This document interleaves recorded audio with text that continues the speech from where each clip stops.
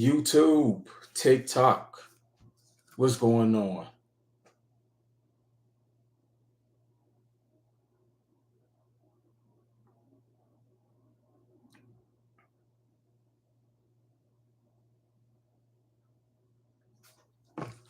What's going on? TikTok, YouTube.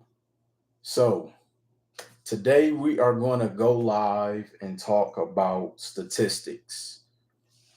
We're going to talk stats today because over the past several weeks, and I'm looking at two different screens. I have YouTube here, I have TikTok here. So, over the last few weeks, I've been speaking with a lot of people who, of course, want to go into business. They want to go into entrepreneurship. They're looking to uh, make more money. They're looking to better their life. They're looking to change their financial situation. And most of the people who I'm speaking with or who ask me questions on, you know, Will, how can I get to the next level? Whenever I'm asking what is their goal, they often share with me that they want to, make a lot of money. They want to make seven figures. They want to make 10 figures, whatever the case may be. Most people's goal when they say they want to start a business is that they want to make seven figures. Okay. And I wanted to come on and really talk about the statistics and the quickest path of building a financial portfolio. And the reason that's important is because I think that I think that a lot of people confuse a lot of people confuse different goals when it comes to finances. I'll give you an example. It's one thing to gross $1 million in business. It's another thing to net $1 million in business. It's one thing to make $1 million in business, and it's one thing that your your value of what you are worth is $1 million. So for a lot of people who've been following me, I talk a lot about traditional business versus a real estate business. And so to further dive into that breakdown, it's one thing for your business to make $1 million. Okay. It's one thing to have $1 million real estate portfolio. And here's what here is the big difference. See, if your business makes $1 million and your business is starting to fail, okay, you have nothing to hedge. Yes, the business made a million. You probably could go borrow some money, but then you still are you, you can't outspend, you can't spend your way out of, you know, you can't spend your way out of trouble, for a lack of better words. See, a lot of the times people often think more having more money changes their circumstances. Having more money can help improve, but your habits is what changes it. And I want to give you guys some stats here today and even just break down how important statistics are when you are looking at evaluating whatever it is that you do, primarily when it comes to business. Okay.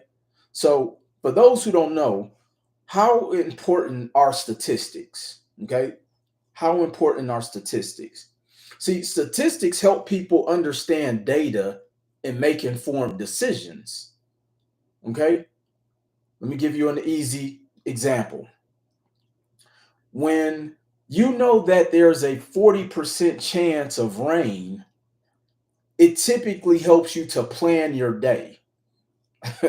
you know, like if I know that there's a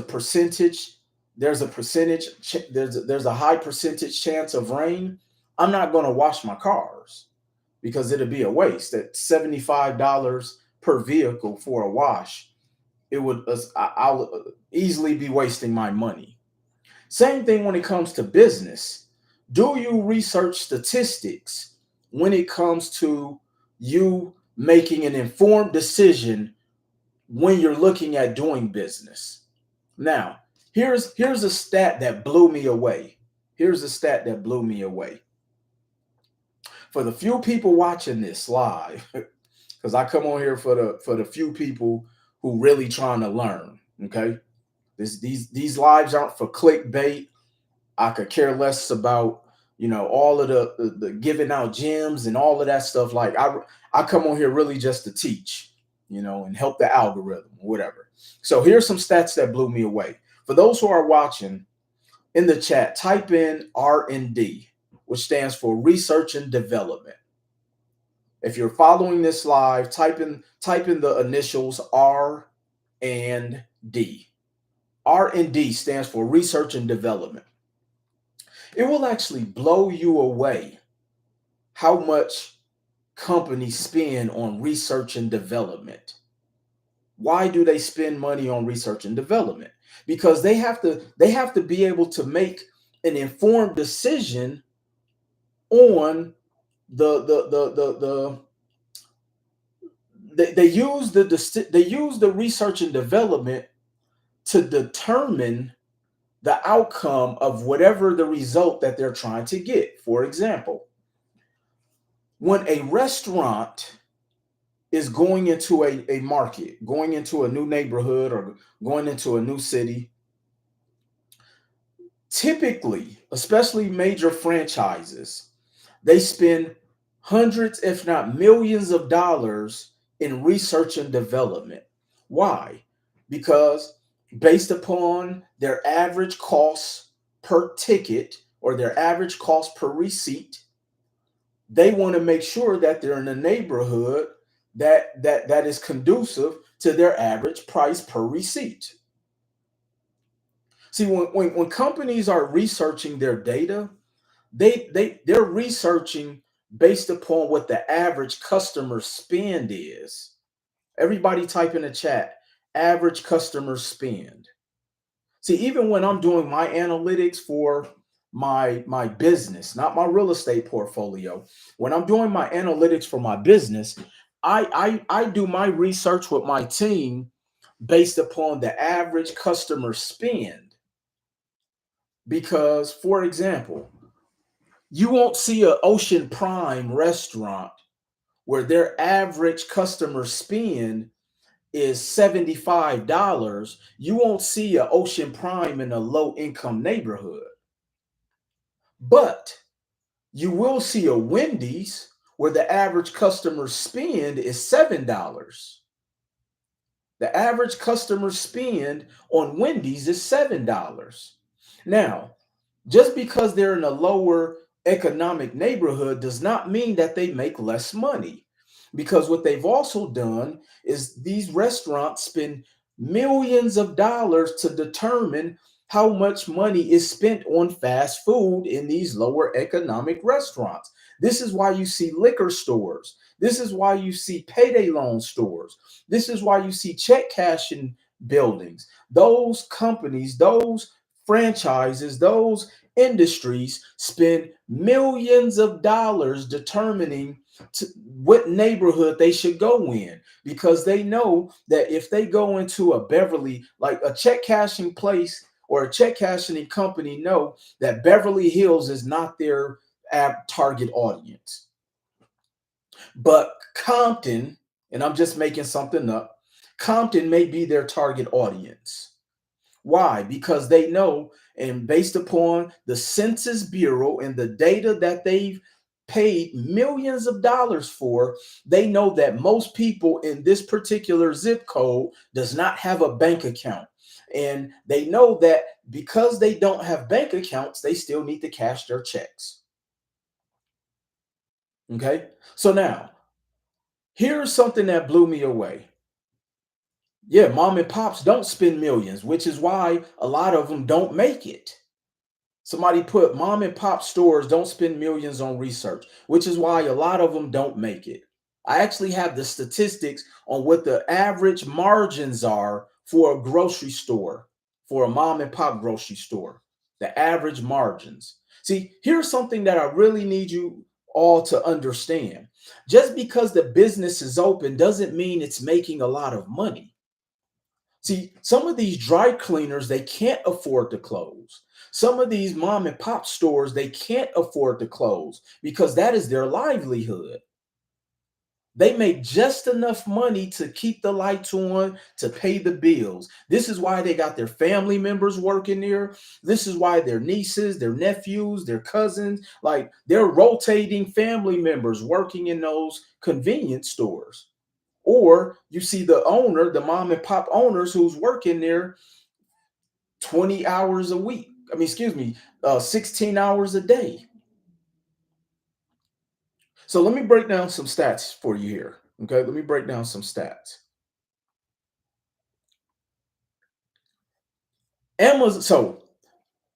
Amazon spends $73 billion.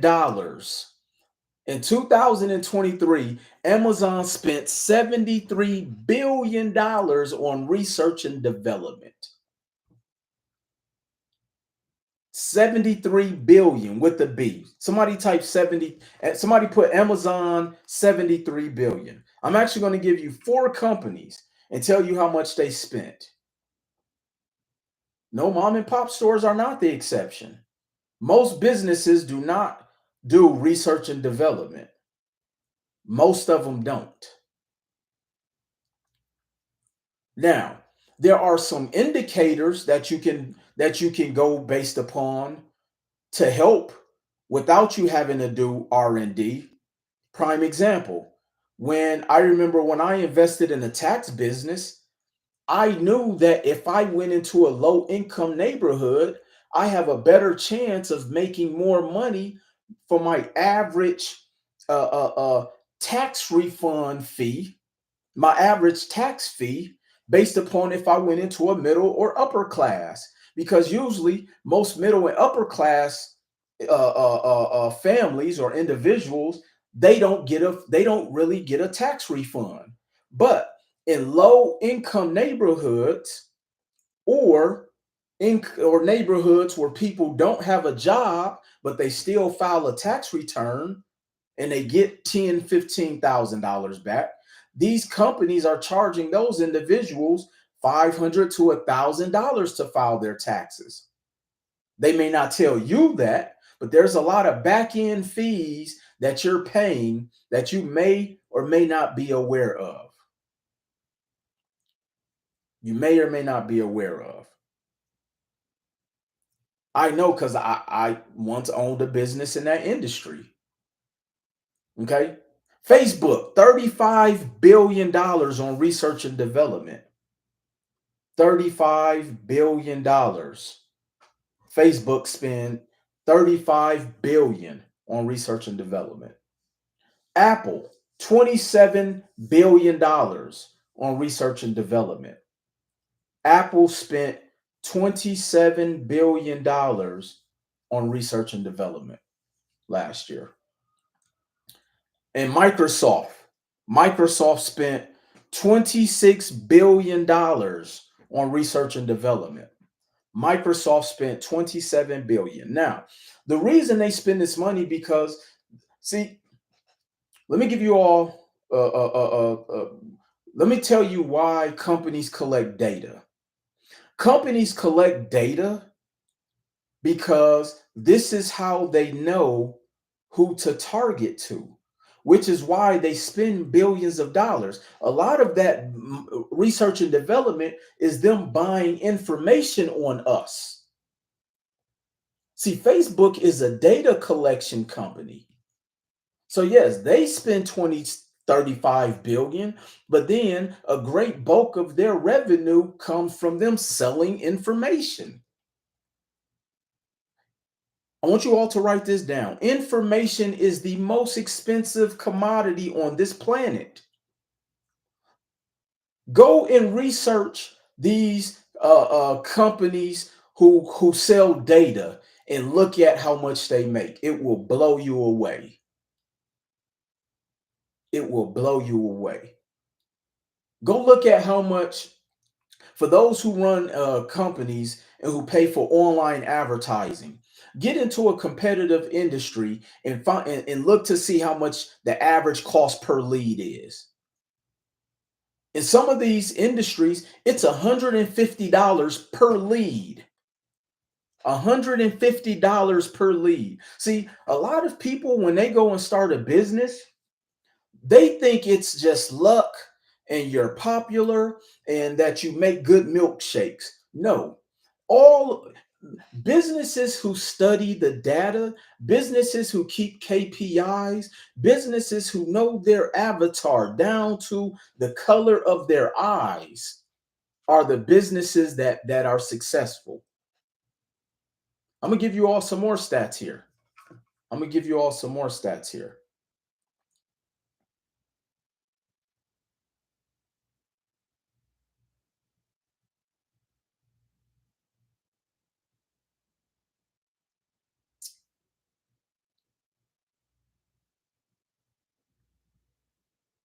Let me give you all some more stats. Yes, Fred put cost of acquisition. See, for those who watch the TV show Shark Tank, that's why they ask you how much is your customer acquisition. Most people don't know what their customer acquisition is because most people don't track the data of their client. Most people don't even have an offline list. If you don't have a CRM for your business, you're not you there's no way you can track your business. If you're not tracking your KPIs, if you don't have a CRM, if you're not building an offline database in case social media goes down, your company it's almost impossible for your company to have a real valuation. Go look up company valuations and how those are determined. I can't give you guys everything. But let me give you some stats here. So, when it comes to minority owned businesses, only 2% of minority owned businesses generate seven figures in gross sales. Again, gross means before taxes. Okay. Only 2% of minority owned businesses generate over seven figures in gross sales. Only 2%. Okay. Let me break this down some more. The average business that does hit seven figures takes an average of 7 to 10 years to hit those numbers. Let me say that again. The average business that does hit seven figures takes an average of 7 to 10 years. Now, why am I pointing this out? Because I meet a lot of people who start a business and they assume they're supposed to make seven figures in the first year. You don't even have enough data to know who your client is. You don't know what your churn rate is. How many people know what churn means in business and in sales? Churn, CHRUN. How many people know what churn means in business? See, a lot of people don't know these different things. We're just starting businesses because we see somebody online who said they made all this money in trucking, but they never tell you how much the expenses were. They never tell you how much it costs just to run the business. Most people who market to you all to sell you on business courses, they sell you based upon the potential of gross revenues. A lot of the times, that's not even what their gross revenues are. How much? Let me see. Right, how much the first year losses were. Churn means how much money did you lose? Okay, your churn, or what is your burn rate? Write that term down. What is your business burn rate? Meaning, yes, you may make $30,000 a month, but you have to burn through $40,000 a month to make the 30. See, nobody ever tells these type of figures. If you watch Shark Tank, this is why some people don't get deals. This is why you'll have someone who come on Shark Tank and they've done $3 million in revenue, and the shark won't do business with them because they're upside down. Yeah, they made 3 million, but they're burning through 3.5 million a year. It's actually costing them money just to make the 3 million. See, nobody ever talks about that because you have inventory, you have insurances, you still have research and development, you have marketing, which is brutally expensive. Like right now, if you're trying to run online ads campaigns right now, you're actually competing with the election. The election ad campaigns online have driven the cost of online ad campaigns for everybody. Let me say that again. The election online campaigns has driven the cost up for everybody who's running ads online. So yes, so when somebody tell you, oh yeah, come buy this, come get into and I'm gonna just make a business. So come get into selling boxes. We did 1.5 million last year, but they didn't tell you that they burned through 1.8 million to make the 1.5. They can't even take a salary. See, we have to start learning the statistics of business. See, I talked about last week that statistically 9 out of 10 businesses fail years 1 through 5. 9 out of 10. So how do you shrink that to increase the odds of success? You have to do your research to figure out what went wrong. Where did these companies overspend? Were they in the right neighborhoods? I remember I read an article of a Texas barbecue joint opening in a predominantly vegan neighborhood. How long do you think they lasted? See, they just thought that because somebody told them their ribs was good at the barbecue, so they just opened up in a random neighborhood because the rent was cheap. Somebody told them that 40,000 cars drive past that street corner every single week. I'm telling y'all how this game goes. You go and try to rent a building, or you go and invest in a billboard, and they tell you 150,000 cars drive past here per month, and this and that, and like, but you have to dig into the numbers for your industry. They're only telling you the casting of the net industry numbers.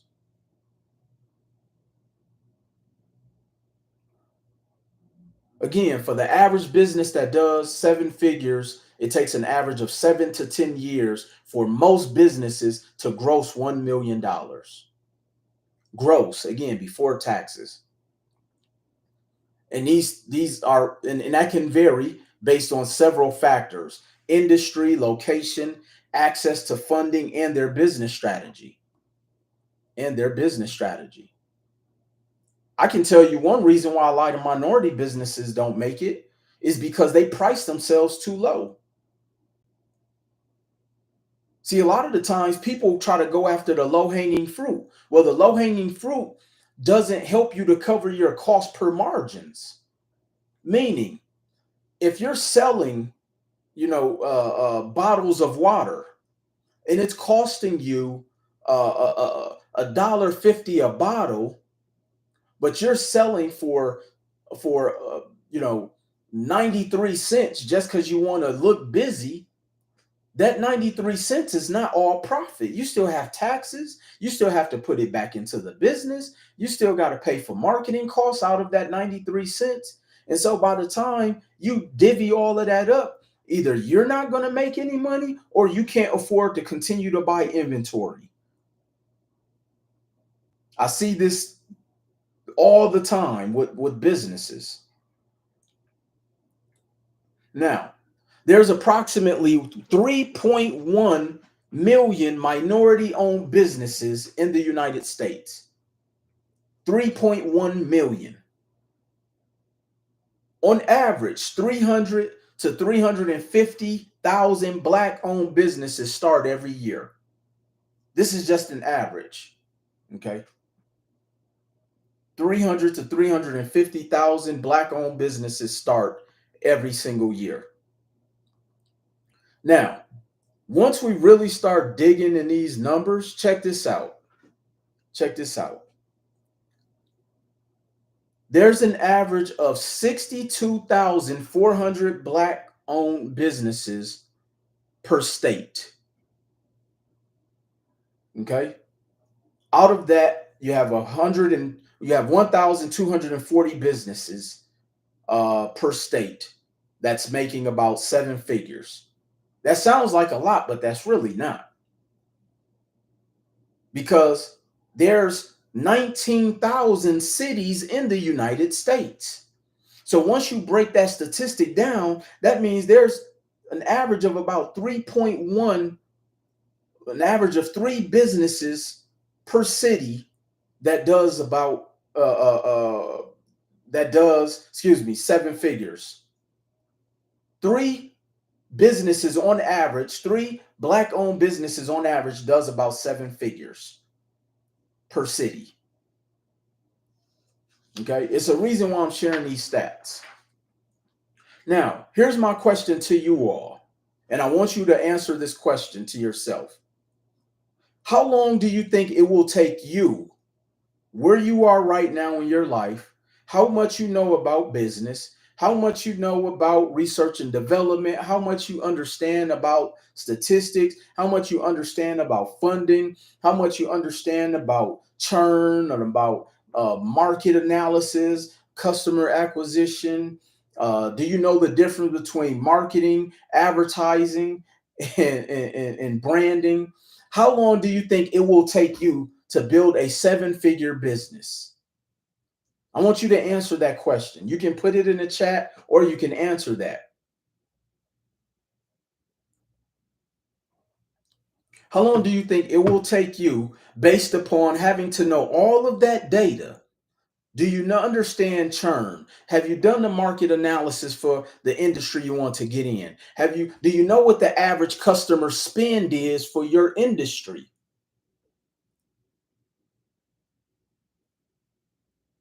Somebody said you're going to make me go back to college. Do you know how much the average customer spend is for your industry?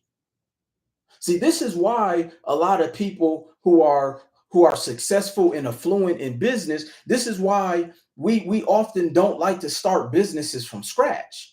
This is why we like to go and buy something that's already cash flowing, because there's too many parameters that can go wrong. There's too many things out of our control.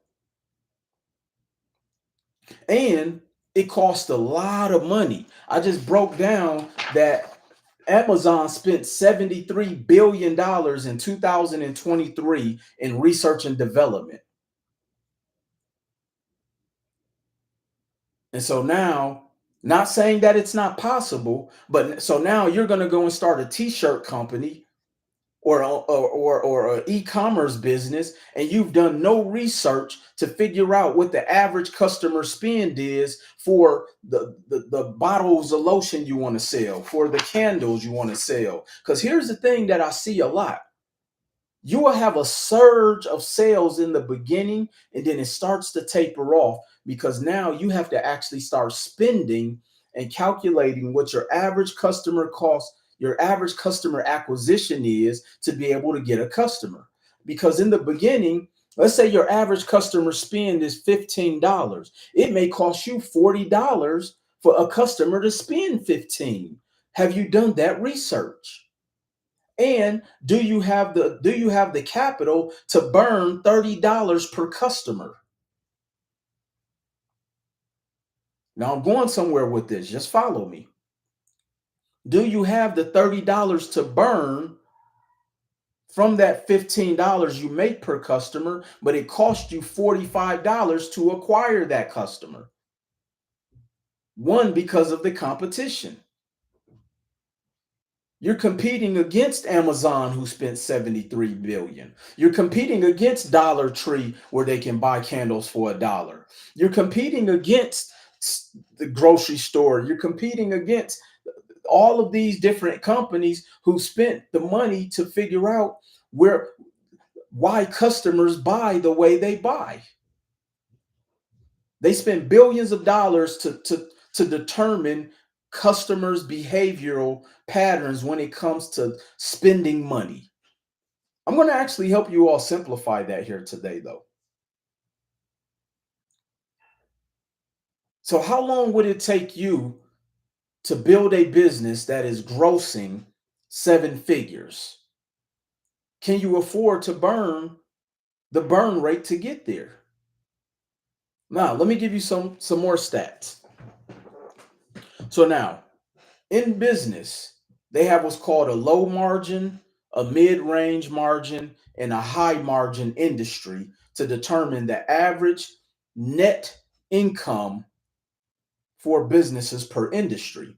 So in a low margin industry, the average business in a low margin nets about 1 to 3% off their gross revenues. So if you want to calculate that, if you made $100,000 gross, your average net is 1 to 3%. Now, granted, there are businesses that exceed that, but this is across the board. This is across the board. The average industry in a low margin business industry, which is typically retail, grocery stores, dry cleaners, typically anything in the retail space, they're considered low margins. One, go look at the rents it costs to even be inside these buildings, in these facilities. If you're in retail and you have a brick and mortar, go and research the average cost per square foot for rent on a triple net lease. Like, I have a 5,400 square foot building in Milwaukee, Wisconsin. I charge what I charge for rent plus a triple net lease. And if you don't know what a triple net lease is, that means you have to pay the taxes, the insurance, and utilities.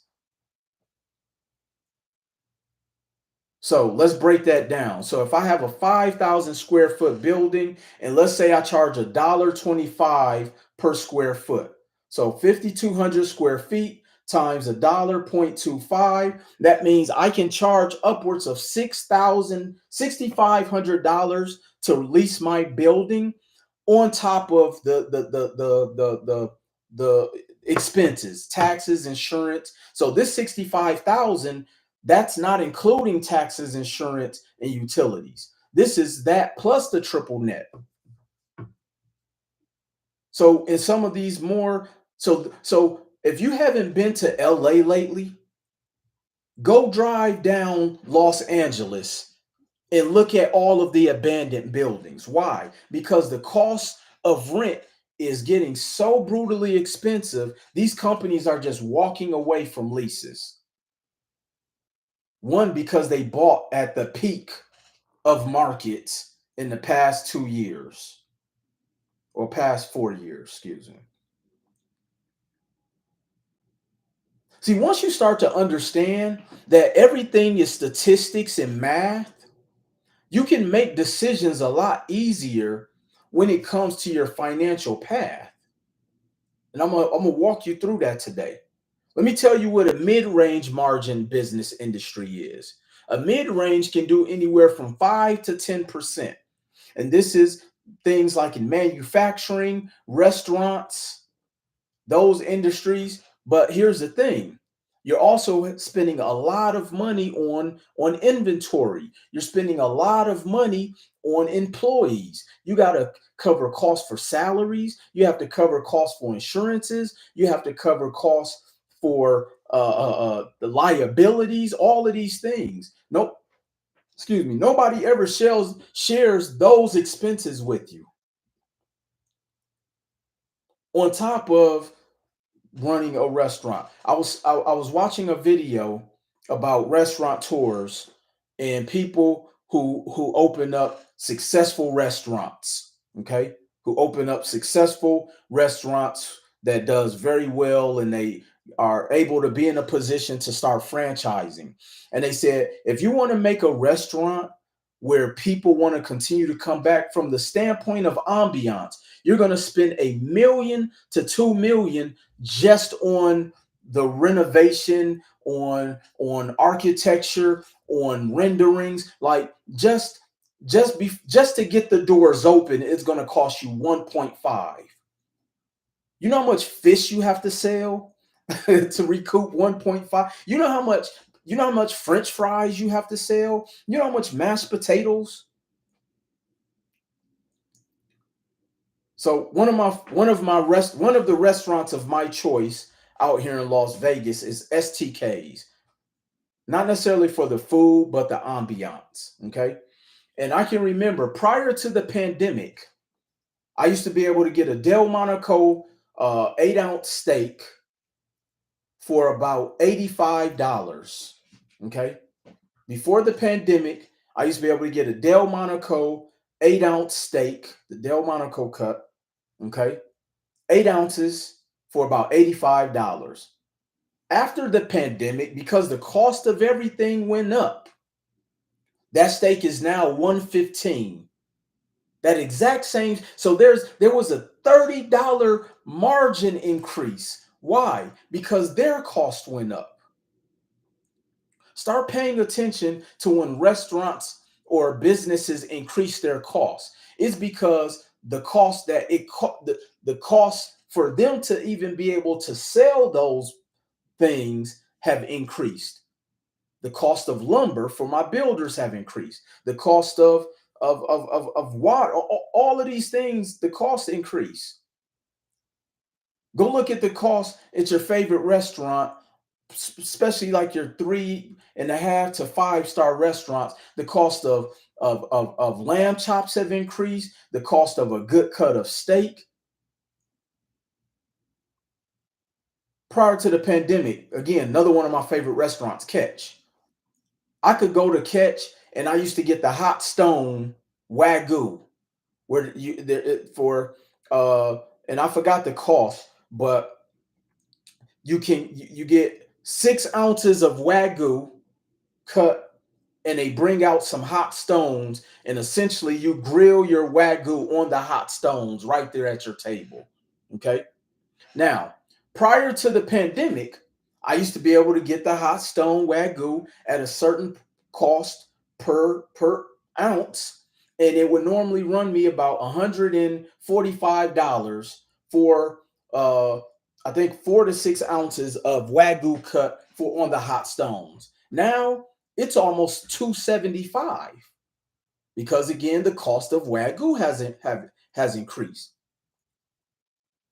So think about a traditional business, or think about your own business, that the cost of gas has went up, the cost of running ads have increased, the cost of paper has increased, the cost of ink has increased, the cost of postage has increased. The cost of postage has increased. The cost, like for me, let me show you guys something if I have. So I remember I used to be able to buy ink, just ink. This is, and I have to buy 4 cartridges of ink for my printer in my house. Okay. This one cartridge I used to be able to buy for like $31. It's $42. This is just one cartridge. And then you have the so for my particular printer, I have to buy the black by itself, and then I have to buy the colored. So if I want to print in color, I have to buy all of these. This is $70 right here just in ink, when I'm used to spending 55. So think about your own traditional business, how much the cost of everything has went up. But then think about ink expensive now. I spend $92, 2 cartridges. Trust me, I know. I already know how expensive this stuff is. So now think about your own business right now, and because you're trying to get a customer, you're lowering your prices. You're lowering your prices to appease customers who are going to be a headache anyway. So you're lowering your cost when everything in your business costs you more to actually stay in business, where everything costs you more to actually acquire a customer. Yeah, HP has subscriptions. I don't buy enough ink for that because I don't really print a lot. My processing team does. See, but nobody talks about these things. They just tell you go open a business. See, when I'm working with my clients, I'm breaking down everything to a T because we have to calculate the statistics for you to be able to stay open for the next month. We have to calculate the statistics for you to be able to cover your costs just to be able to keep the doors open.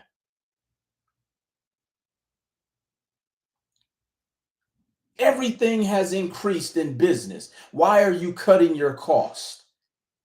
But yet you're saying you're going to make seven figures this year. No, this is not your year. It may be your last year if you don't eh, raise them prices. The average mid-range business gross profit net profit margins are 5 to 10%.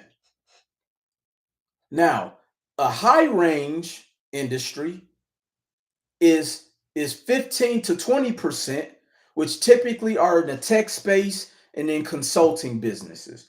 This is why a lot of people like to start consulting businesses because of the margins are higher. The margins are higher. You're selling air. You put together an online course, you're selling air.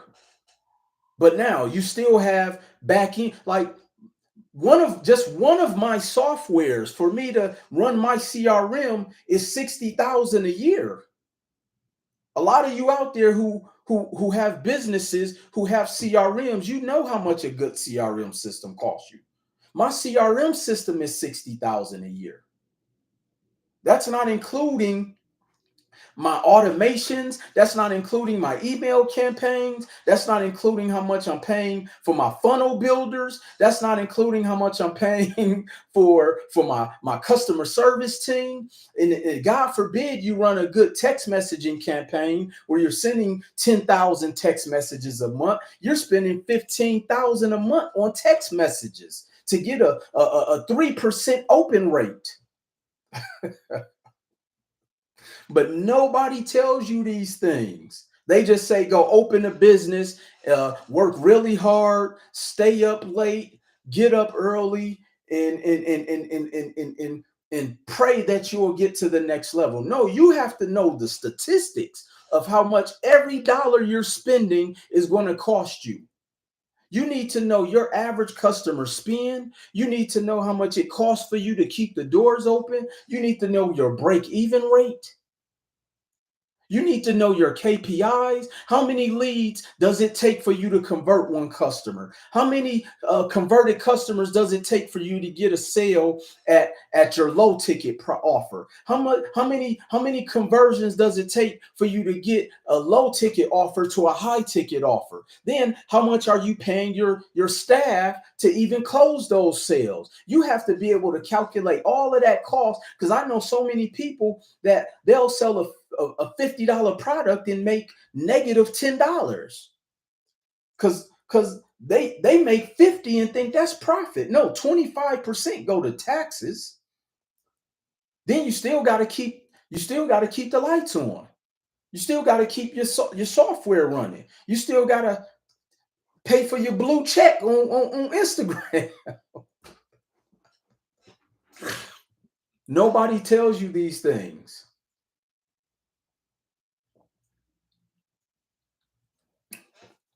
This is why I don't have 600 people on my lives because I tell y'all the truth. I'm not gonna sit here and tell you that it's peaches and rainbows and Skittles and Starbursts and your business is gonna boom. No, it's hard, but so is struggling hard. I tell people pick your hard. Pick your hard. Trust me, I've been very poor. I've been homeless. I've slept in my car. I've slept on hard floors. Trust me, I'd much rather work hard so I can live the life I want to live. Because when I was living this life, it was very hard too. I ran out of places to hide my car. For those who don't know, I hid my car from the repo man for a year and a half. I posted my credit report. I don't know if I still have it around here. I posted my credit report from 2008 when I had a 580 credit score. Look, having bad credit is hard because everything is so much more expensive. I have your book, Credit is King. Rosa, thank you. Thank you for purchasing that book. Thank you. Thank you. Matter of fact, Rosa, because you purchased Credit is King, send me a DM and I'm going to actually send you a copy of my most recent book. I thought I had a copy laying around, How to Survive and Thrive, where I'm a co-author with Joe Foster, the founder of Reebok, and 14 other businessmen and businesswomen and entrepreneurs. Everybody in that book has had to do over 7 figures in revenue in order to be an author in that book. So send me a DM, Rosa, and I'm going to send you a copy of that book completely free, just because you supported me and bought Credit is King. I'm driving with them 2023 plates. Yeah, look, I drove around with, look, let me tell y'all a story. So when I moved to Las Vegas in 2005, like, and I wrote about this in my book, Full Time CEO. And so I moved to Vegas. I had 500 bucks to my name. And for those who just joining, I'm looking at two different screens. I have TikTok and I have YouTube. So I moved to Las Vegas, had 500 bucks to my name, and I just had to figure it out. And I didn't know anything about credit, finances, anything. And I remember I went to the Nissan dealership on like near Boulder Highway, for anyone who is familiar with Las Vegas, and they let me drive off the lot with no insurance, no money down, and I bought whatever that 2005 Nissan Altima. Okay, now here's something the car dealer didn't tell me, because I'm pretty sure he was just worried about his commission. When you live in a state that doesn't have state taxes, because Nevada, Las Vegas doesn't have state tax. Nevada or Las Vegas doesn't have state tax. They make it up in other areas. And one of those areas they make it up in is in car registration. So for that Nissan Altima, I had my car registration was like $600 because it was a brand new car. I couldn't afford to pay it because I was used to Milwaukee, where no matter what type of car you got, it's $43, $48, whatever it was back then. And so I never got the car registered. I never even made a payment because I got fired from my job at Expedia. So I'm driving around for almost 2 years on expired plates. I never made a payment. And because I moved around so much, they couldn't find the car. Okay. Matter of fact, I got so tired of them calling every single living relative who I had, because when you got bad credit, you got to give like 15 references. They called everybody on that list looking for me. I got so tired of my family calling me, I just turned the car in. I said, look, y'all come pick this up. I dropped it off on a parking lot on Eastern and Warm Springs and said, y'all come pick up that car. Couldn't even afford it. Now, on the reverse side of that, because I know a lot of people who try to go buy luxury cars, and especially people who are new to Vegas, not knowing how much the car registration is. And so when I bought my wagon 2 years ago, the car registration on that was $4,800. Car registration on on my sports car was $3,200. At one point, I had like 13 cars when I was renting them out. So could you imagine spending an average of $2,500 on a car registration? Can you imagine getting the brakes done? I had to get the brakes done on my truck, $4,200. I had to get my windshield replaced. A little rock chipped my windshield, $4,700. So I share all of that to say, people, I see people buy cars they can't even afford the maintenance. That's why they're driving around with the car dinged up. They can't afford the deductible, none of that stuff. And so now, that same type of mindset, people go into business, doing business, not knowing the cost it takes to run the business. If you want to drive a luxury car, it's going to be expensive. If you want to have a luxury business, it's going to be expensive. In order to charge people high fees, you're going to have to spend a lot of money to attract people who can afford those fees. You're going to have the best quality, the best goods, the best services, the best employees. Then you got to pay for your executive team. Ask it. So again, for those who wants to start that business, do you have a CFO, a chief financial officer? Excuse me. Excuse me. Do you have a CFO? Do you reconcile your books every single month? Do you have bookkeeping? Go in and reconcile all of your, thank you, Angela. Do you have a bookkeeper that go in and reconcile your expenses, your income? Do you have someone that handles that for you? Do you have legal counsel for your business? Let me tell you something. You're not in business until you get sued. Again, let me tell y'all how transparent I am. I got sued last week. This is a lawsuit from the state of Wisconsin. I got sued by the state of Wisconsin. Hold on. Yeah, you see my company, Key Management. But let me tell you why they sued me. The state of Wisconsin is suing me because in 2021, I bought 4 properties from a lady who was losing her properties. And essentially, I bought them through a short sale.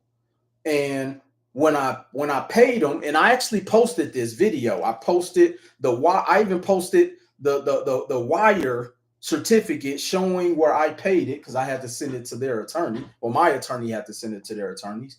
And what we think happened, what myself, my attorney, and the title company think happened is we think that we paid the attorney to pay off the existing mortgage, and they ran off with the money. Now, this is why you have to get title insurance. This is why you have to get title insurance, because having title insurance protects you in the event that they don't do what they're supposed to do. So now we can sue, countersue, or tap into the underwriting company of the title company underwriting company, and they have to pay whatever cost and damages that it's going to cost. So I'm not worried about this. But do you, again, this is if you're trying to run a luxury business, a 7-figure business, do you have legal counsel? Because I know a lot of the times you're saying, I'm going to go get my attorney. Do you really have one?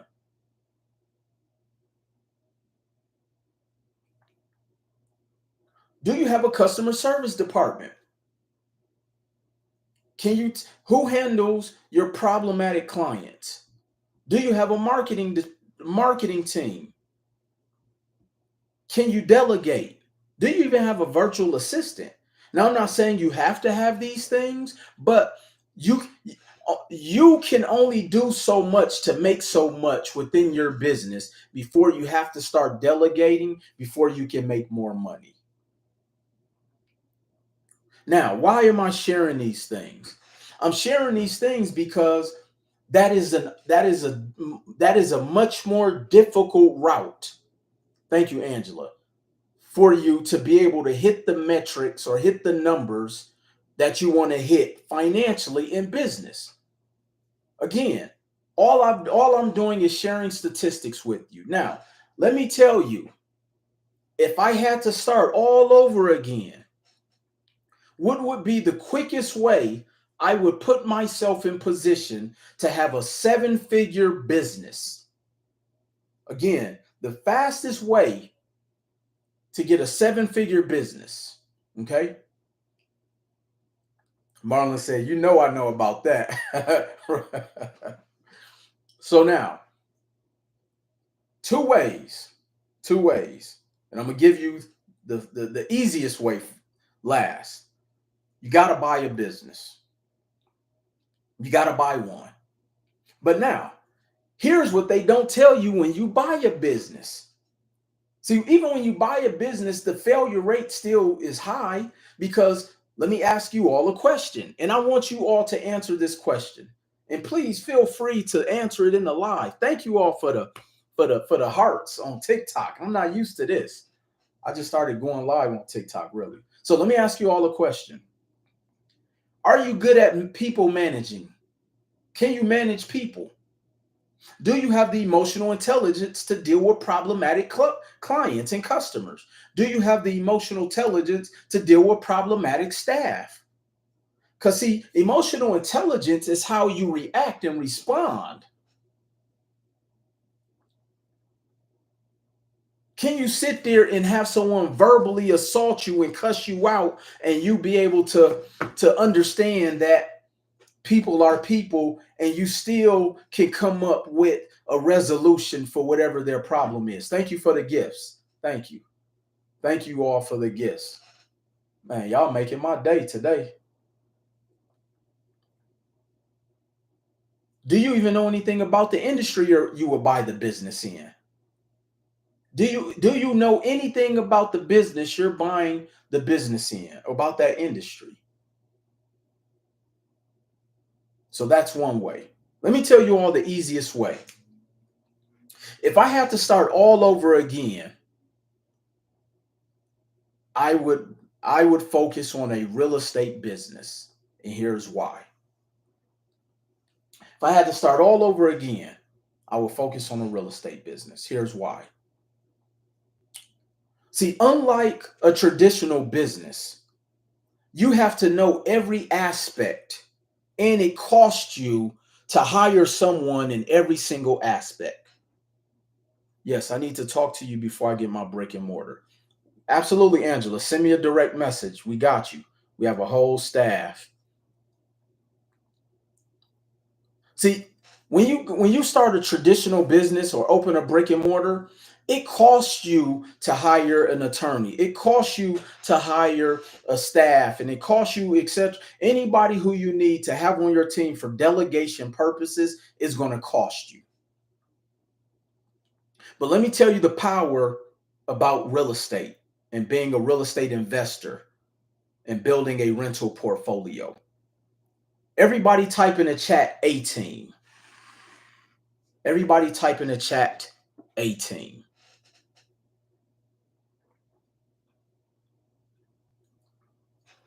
See, when you build a real estate 18, the letter A, sorry. It may sound like I said 18, but I'm saying A in team. Sorry. Thank you. So now, when you build a real estate A team, you don't pay for their services up front. Let me walk you through. So now, let's say I'm online and I'm researching and I find a property. I pick up the phone and I call the attorney. And I call the realtor. The realtor now works for Will Roundtree. Okay? Which means that realtor is going to do some due diligence on behalf of Will Roundtree before I even make a decision to purchase the property. that realtor is going to go out and get all of the statistics for me that I need to that I need so I can make an informed decision before I decide I want to make submit a purchase agreement. Let me tell you some of those stats or data that I collect. Okay, so my realtor sent me a mixed use building the other day. Let me tell you what I sent her and what information I needed. All right, let me find it. Okay,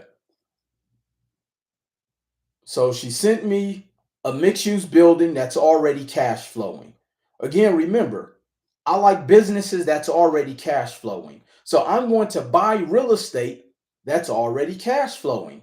I'm not going to go and buy a property that I have to rehab because, again, my thing is velocity of my money. I want to put my money out there and get it back as fast as I can. So I'm going to go and primarily focus on businesses that are all houses that are already cash flowing. Okay. So now she sent me over this mixed unit building, and here are some of the questions I asked. You all may want to write this down. I asked, what are the potential rent rolls? The rent, RENT, rolls, ROLL, meaning how much does the rent come in consistently every month? How much are the taxes? Now I could research this, but I'm delegating. I'm busy. If you want my business, I'm going to ask the realtor to go and research this information. Okay. So what are the potential rents? How much are the taxes? What is the average cost of insurance? And they can get that data from the previous owner. Okay.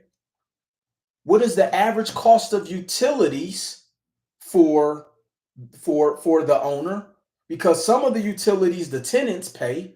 What utilities am I responsible for? Okay. So what are the rent rolls, the taxes, the insurance, utility costs?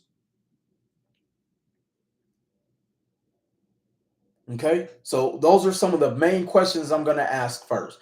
The reason I ask those questions is because once I have that, then I can calculate what my potential ROI, put in the chat ROI, which stands for return on investment. I can pre-calculate on average what my ROI is because I'm going to figure out how much it's going to cost me to get into that property versus my net income, and then I can determine if that deal makes sense and sense.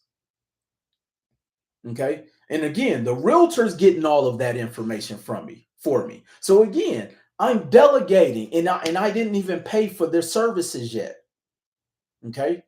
So now, once I do that calculation, then I'm going to hire an inspector. Well, excuse me. So once I make that determination, and let's say I want to move forward. So now the realtor is working on behalf of Will Roundtree. The realtor is my business partner, my eyes and ears, and I'm going to put in an offer. And on that offer, I want you guys and girls to write this down. I'm submitting an offer contingent on inspection. I'm going to submit an offer contingent on inspection, which means I'm going to submit an offer, but I need an inspector to make sure the bones are good on this property, the roof is not about to cave in, all of those things. Okay.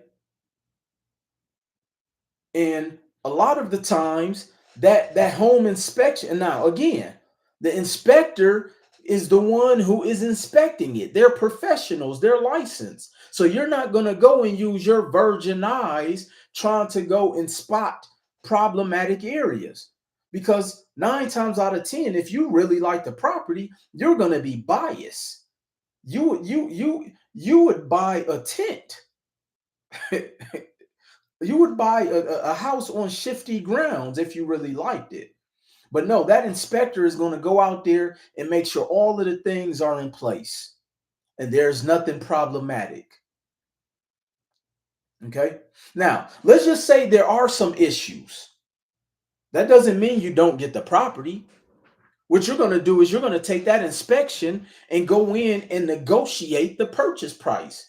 And guess who does that? Your realtor. You're not even the one negotiating. So you're going to go back to your realtor, and you and your realtor are going to game plan and huddle.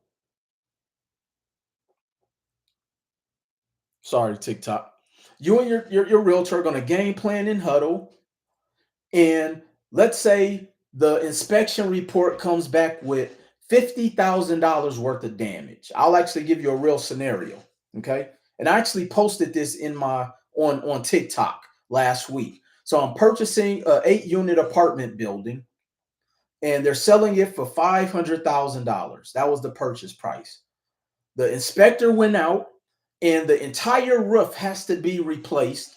The water heaters have to be updated. There's 8 water heaters, and then there's some joist points and some gutter issues around that building. And so we actually was negotiating for about 2 weeks.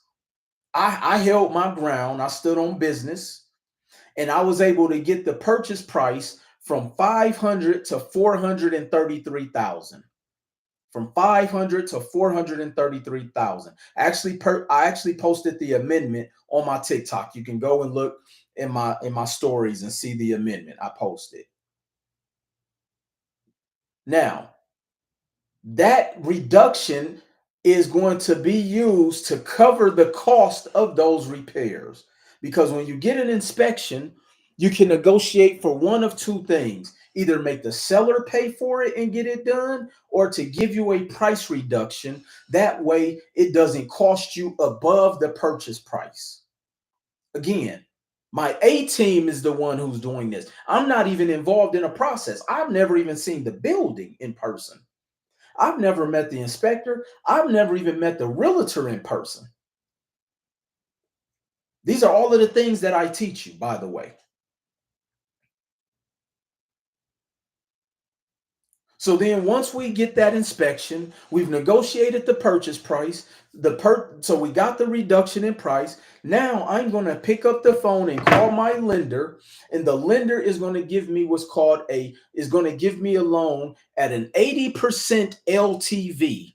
Everybody type in the chat LTV, which stands for loan to value, which means the lender is going to cover 80% of the purchase price, and I have to come up with 20%. And guess where Will Roundtree will get the 20% from? I'm going to go and use my bank. I'm going to use one of my banks. So the money isn't even coming from my pocket. I'm going to use my bank to come up with the 20%. So again, I have a team working for me that didn't cost me. Well, I did have to pay for the inspection, but I'm putting that on a credit card. That's going in my all-in cost. Okay. Then I get the lender. The realtor's working on my behalf. They're negotiating for me on my behalf. I'm contacting the lender. The lender's communicating with the banks on my behalf. And none of those individuals get paid unless the deal closes. Now, check this out. Okay. Now, remember, this building is $500,000. So once I close, I now have a $500,000 portfolio just off of that one dwelling. My real estate business is worth more than somebody who has a business, a traditional business, who's making a $500,000. Why? Because I have a hard asset that is tangible that I can borrow against and sell if things hit the fan and if I lost everything. Every time you pull out that credit card book, my mind, it's impossible for me. So now that $500,000 building, which means that if something hits the fan, I can borrow against it or I can sell it to at least break even. And I probably would make a little bit of money because remember, I own 20% of it already. And the building is cash flowing. You're doing a JV deal with the realtor? No, no, I'm buying the deal outright. The realtor is just my eyes and ears. So now again, because we're only talking about statistics, we're only talking about data, we're only talking about the how do you position yourself to be in the best position to have a seven-figure business. The fastest way is through real estate. See, it won't take you 7 years to build a seven-figure real estate portfolio. You can do that in 2 years. Let me show you how to do it the slow way, which is still faster than anybody who's running a traditional brick and mortar.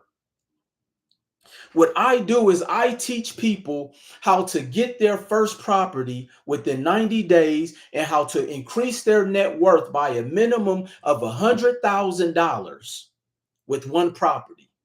Well, you say, well, Will, how do you do that? Because I focus on teaching brand new investors to only buy properties at $100,000. And somebody asked me why. Somebody say, Will, why do you want investors who are brand new to only buy $100,000 properties first? And I'll tell you why. Because the barrier of entry is easier for a brand new investor. So, for example, a brand new investor to get a $500,000 real estate asset, you need at least $125,000. For a brand new investor, they don't have that type of liquid, they don't have that amount of credit, they don't have enough assets to close on that deal. But for $100,000 property, you only need $25,000. I can take you to two banks and get you minimum $75,000 in credit. And you only need $75,000 to be able to close on a $100,000 property. And again, remember, we look for properties that are making money right away or that you can get into right away and start making money. We're not talking about spending 100 and putting 100 in there and it may take you, because see, we're coming up on the winter months. So if you buy a property now and you got to rehab it, you may not start making money till March. No, I want you to get your property today so you can start making money next month.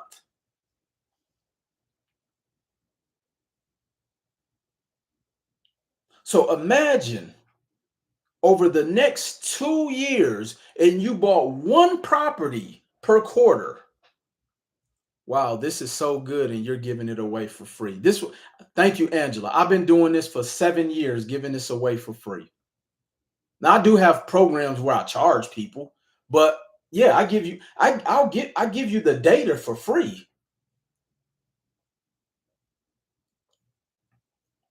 So now check this out. Let's say you bought one property a quarter.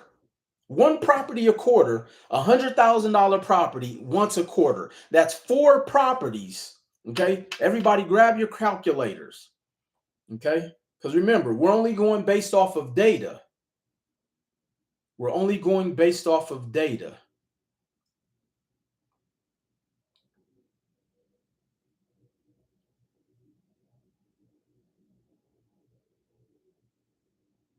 Okay. We're only going based off of data. So I'm going to grab my calculator and we're going to do one property every quarter, which is going to be four properties. Okay. Four properties, and we're going to do that for 3 years. Okay. Remember, a traditional business, it takes 7 to 10 to build $1 million business. And that's gross, which means you can't touch the million. It evaporated. Okay. But I'm going to show you, you're going to buy one property every quarter. That means you only need to get $25,000 every quarter. And I'm going to show you how to get it from the banks. Okay. I'm going to show you how to get it from the banks. It's not even going to be yours. Okay. So one property every quarter, that's four properties a year. times 3, that's 12 properties over 3 years at a minimum of $100,000. That's $1.2 million real estate portfolio after 3 years. Let me say that again. That's a 1.2 million. Again, this isn't no fluff. I'm not trying to convince you anything. All I'm doing is showing you the numbers. All I'm doing is showing you numbers using bare minimum numbers.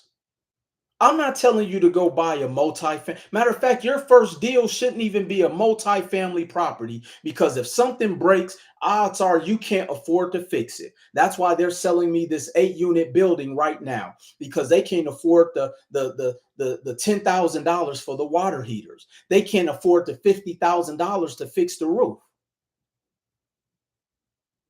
But because I was patient, because I built my business solely just off of statistics, off of R&D, off of research and development, because I knew that at $100,000 per property, all I have to do is buy one property every month, buy one property every quarter, do that over the course of 3 to 5 to 6 years, and then eventually you will have a $1.2 million real estate portfolio where now you can borrow against tax free. So now you can borrow 75% of this $1.2 million. So let's do 1.2 million times 75%. And you guys and girls tell me how much that is.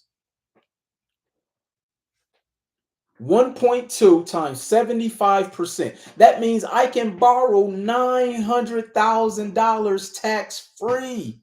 And I can take this 900,000 and now go buy that building. Now go buy a cash flow. Now I can go buy that laundromat. Now I can go and buy that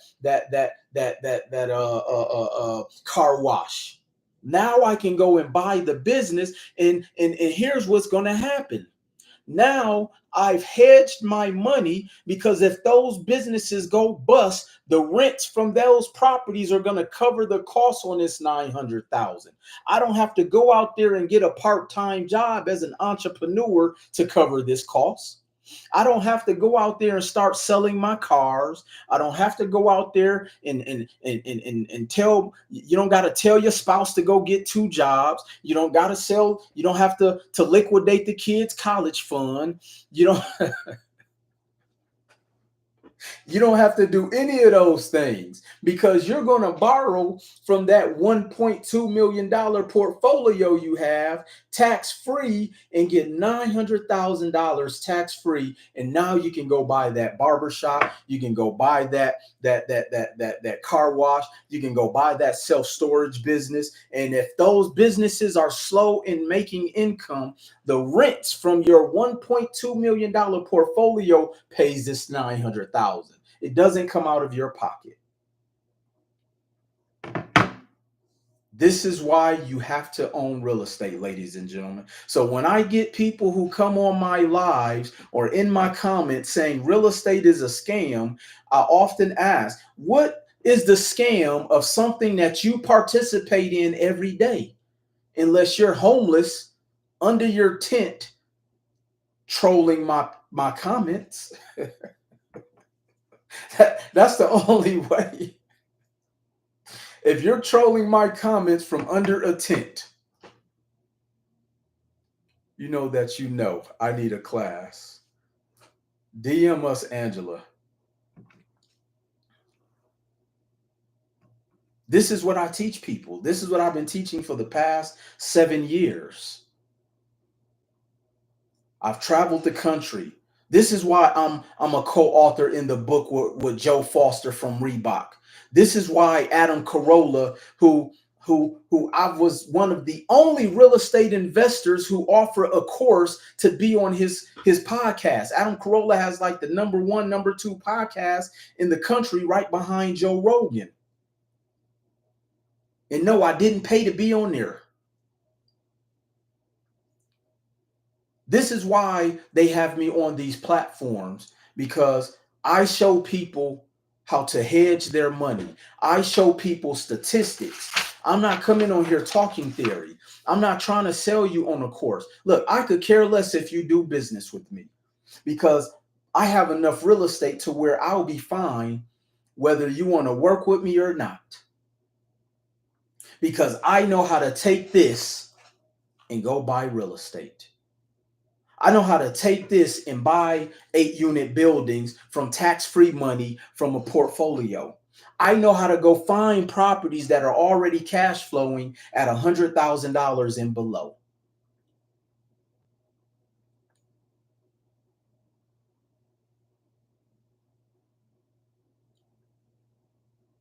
You are amazing and appreciated. Loretta, thank you. Thank you. That means a lot. Thank you. Rosa, thank you. Thank you. Thank you, Rosa. I think I saw somebody named Sammy giving me a bunch of hearts. So I appreciate that. Thank you. So again, I come on here because I really care and because I'm seeing so many people fall for the banana in a tailpipe running behind these gurus who are walking you down a path of financial ruin, trying to join these business meetup programs only to go start a business where the odds of you making it is less than 10%.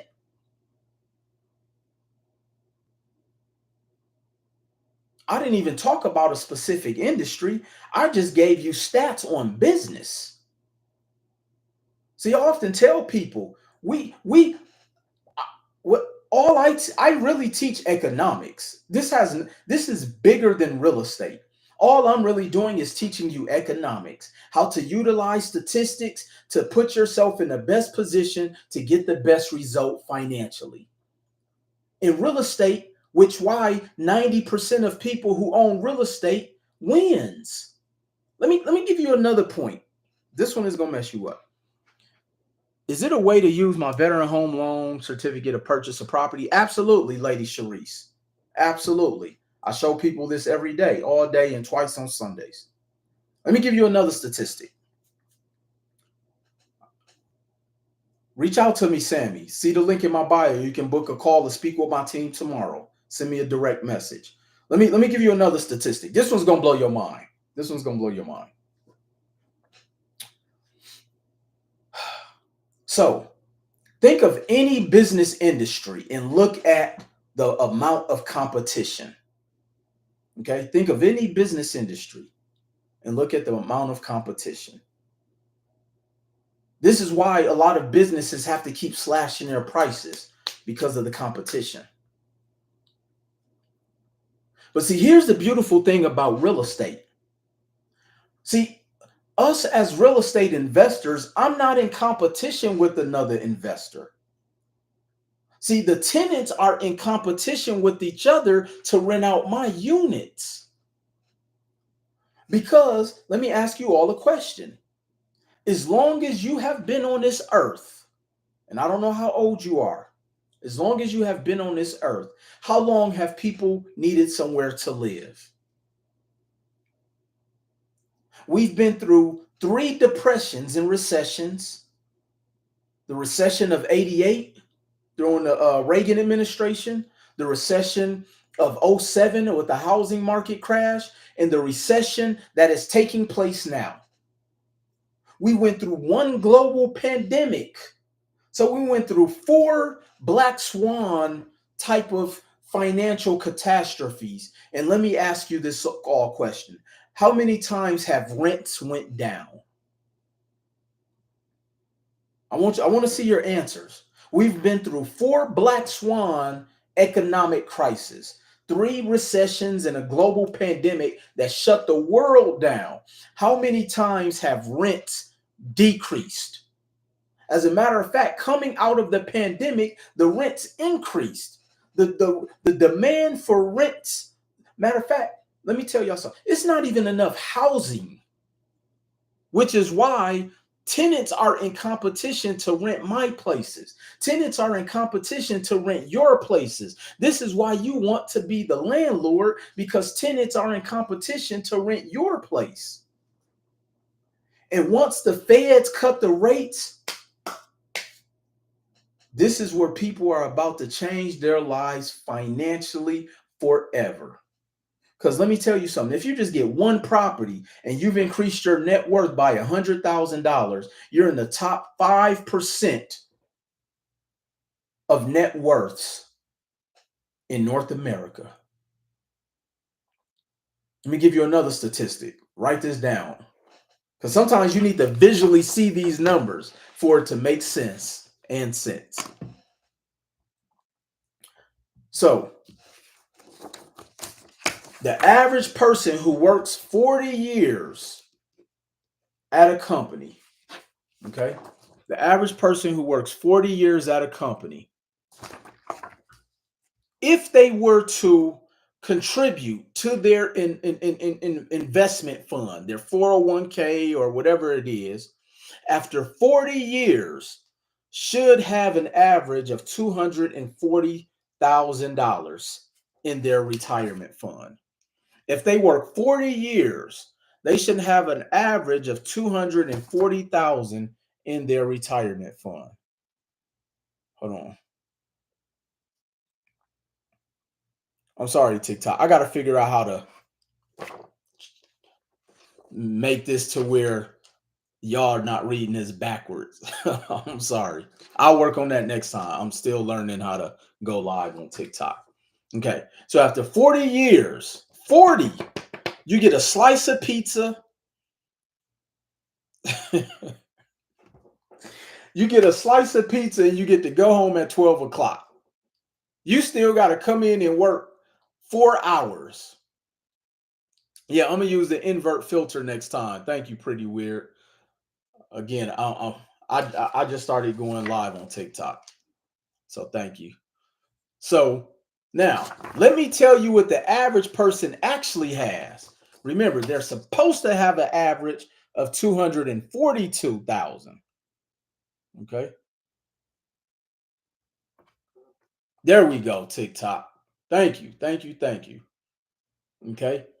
You're supposed to have an average of 242,000 after 40 years. And then you get a slice of pizza and you get to work for 4 hours. Let me tell you how much the average person has after 40 years. After 40 years, they have 80,000 in their retirement. After 40 years, they have 80,000 in their retirement, plus a slice of pizza, and they still got to work 4 hours. This 80,000 has to last them the rest of their life. This 80,000 has to last the rest of their life. And so now,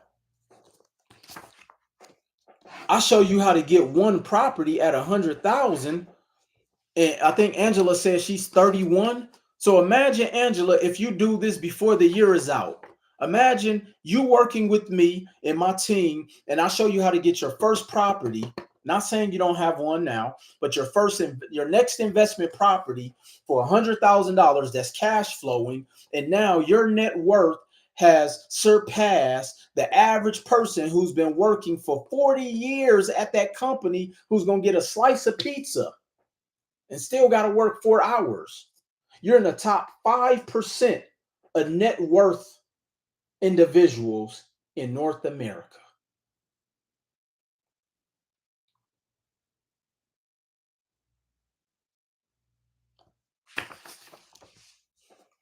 These are all stats. These are all stats.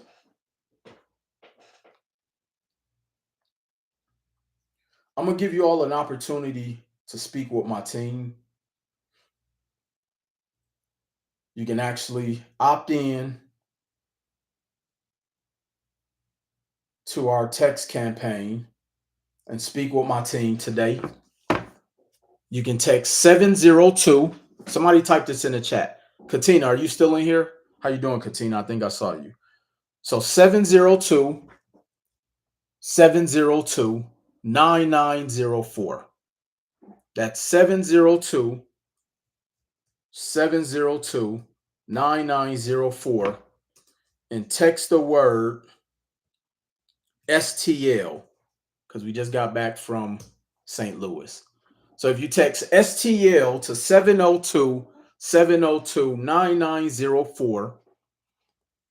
and you'll opt in and get a call from one of my wealth advisors, and they will walk you through and show you how we can help you get started through this process and this strategy.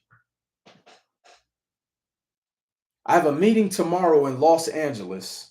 I have a flight. I got a flight to LA tomorrow. I'll be out there for like a day.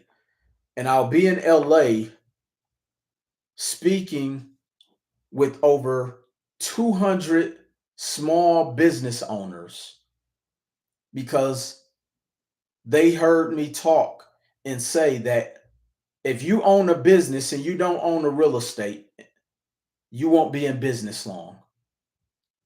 Because if the business is failing, you can't hedge the money. But if you at least have real estate, you can pull from the real estate to keep the business afloat. This is why so many business owners have to go get a job. This is why so many business owners have to start selling their vehicles, why they have to send their spouse to work, why they have to start liquidating their retirement accounts because they don't have anything to hedge their money. I show people how to set up what's called an SPV. Everybody type in the chat SPV, which stands for special purpose vehicle. We use special purpose vehicles to go and get the bank's money so we can help isolate your risk to be able to go buy real estate. It's really that simple. That nugget is what I needed to hear before I get this business off the ground. Absolutely, Angela. Let's hedge your bets first. Let's put you in a position to where you'll always have something that you can fall back on in case the business has its ebbs and flows. Because here's the thing about real estate. The only time real estate goes vacant is if you have a property nobody wants to live in or you're trying to run it yourself. If you're trying to run it yourself and you don't know how to screen tenants, you don't know how to, you don't, because see, you're going to rent to your family. Shirley is gonna come with a sob story. She gonna tell you that she down bad on her luck, and next thing you know, you renting to Shirley, and she's only covering half the cost of the rent.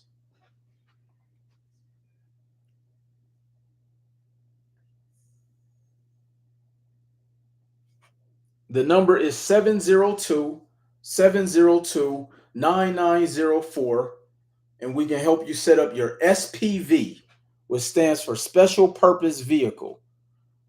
Yep, you can use Section 8. It doesn't matter. See, Section 8 is really marketing. Yeah, you can use Section 8, but if you have a good property, somebody's going to want to stay there.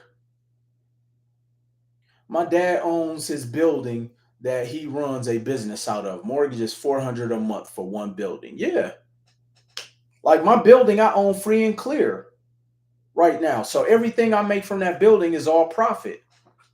The tenant is paying the taxes. The tenant is paying the utilities. So everything that she pays, the only thing that that building costs me is my property management fee. I'll gladly give 10% to my property manager. So now I don't get calls about the light bulb going out, the toilet not working, because I'm in Las Vegas. That building's in Wisconsin.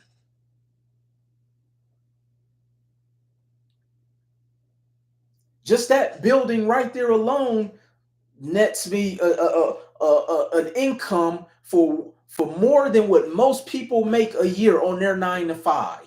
That's just one of my properties. But I had to learn statistics. I had to do my R&D. I had to remove the emotion. I had to learn how to run a real estate business. This is what I teach people. And I had to learn how to use other people's money. I don't use my money. Look, I tell my clients, I don't care how much money you got in the bank. Let's go play with the bank money. Let's go play with the bank money. Save your money. How can I speak with you privately? You can send me a direct message, and I'll have someone from my team reach out to you, and get you a call scheduled. Other people's money, absolutely. Look, when we was kids, we loved spending other people's money, aka our parents, our grandparents, our uncles, our aunts. And then we become adults and we want to spend our own money. No, we don't spend our own money as investors. Let me give y'all some more stats, okay?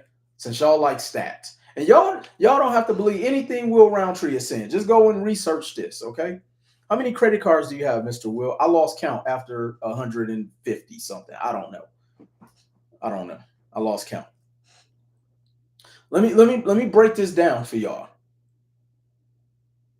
Do you all know why investors who are successful pay less in taxes? Because you don't pay taxes on debt. See, they've confused the general public that debt is bad. Now, write this down or type this in the chat for me. Consumer debt is bad. Write that down. Consumer debt is bad. But when you get debt to make you money, that is what is called good debt. See, we investors, our goal is not to be debt free. Yes, we want to be consumer debt free, but we don't care about debt. See, here's the thing. If I have $1 million in debt, but I control 10 million in assets, and that 10 million is making me $250,000 a year, I don't care about the debt. But now let me tell you why it blows my mind when people are scared of debt. See, those same people who are in my comments trolling, they have $200,000 of student loan debt, control no assets, and make $40,000 a year. Which plan do you want to be on? Let me break that stat down again. Do you want to be, let's just say, $100,000 of what I call structured debt? Let's say you have $100,000 of structured debt. You control $500,000 in real estate assets, and it's paying you $7,000 to $10,000 a month. Let me say that again. Write this down. I'm telling you, when you see it, now you can't run away from it. It's gonna keep you up at night because you're gonna find out that everybody around you lied to you about how money works. So again, imagine being an investor, getting $100,000 of debt, tax-free. You go and control $500,000 in real estate assets, and it's making you $7,000 to $10,000 a month. That's net. That means that's how much comes into your bank account. That's $100,000 a year. Or would you rather go get $100,000 to $200,000 in student loan debt, in business debt, control no assets, and make $40,000 a year? You're not even making enough to service the debt, because that $40,000 also has to cover your regular living expenses. This is why people keep deferring their student loan debt until they're 80. Your student loan debt will outlive you. That's the only way they forgive that debt. Now, let me tell you another statistic when it comes to debt. Write this down. You can go and get a structured debt for business, for real estate. And if something goes bad, you can bankrupt it. But if you go and get $100,000 in student loan debt, you can't bankrupt that. Somebody answer why. See, everything that you've been taught about money by your parents, by your teachers, by your pastors, by your boo, your bae, your all of that. Because student loan debt is controlled by the government.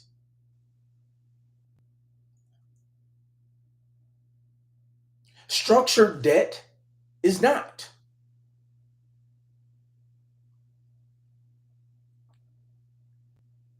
See, when you go and get a bunch of student loan debt, they control you. They know you have to work until you die. You cannot put student loan debt in bankruptcy. But if you go and get debt to go buy real estate, and let's God forbid you have a medical issue or something goes wrong or life happens, you can file bankruptcy and you can really start on this process the day after bankruptcy. We show people how to do that. You can be in bankruptcy and still go buy real estate with this.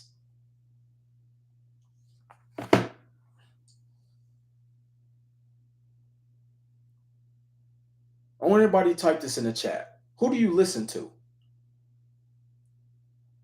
Type in the chat. Who do you listen to? Are you listening to somebody who owns nothing and controls nothing? Are you listening to somebody who's borrowed money from you but giving you financial advice?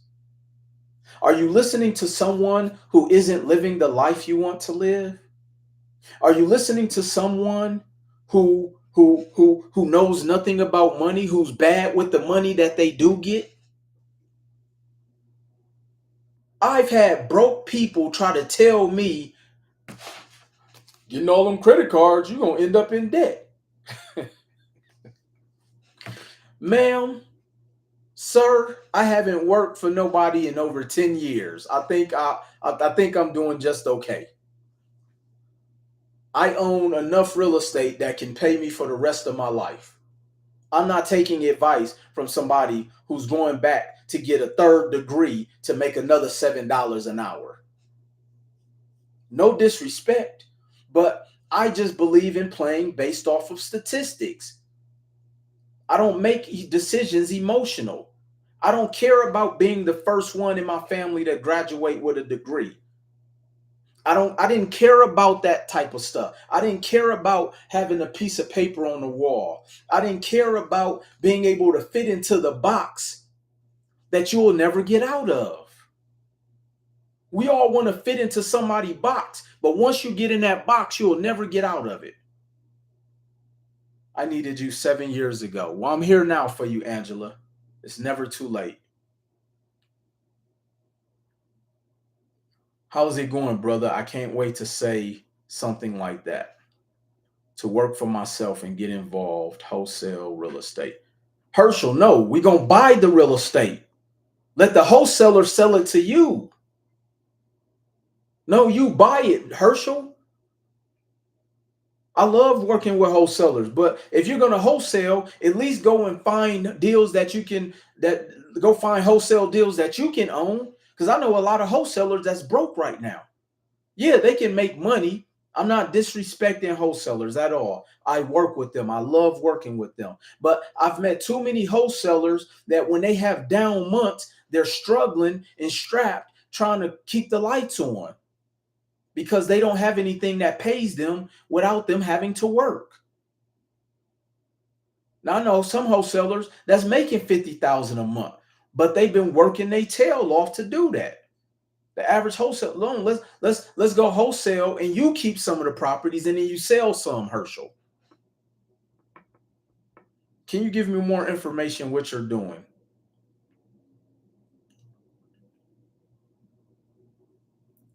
What I'm doing, Herschel, is I'm showing people how to understand economics. And you can click the link in my bio and go book a call with my team so we can help you out with that.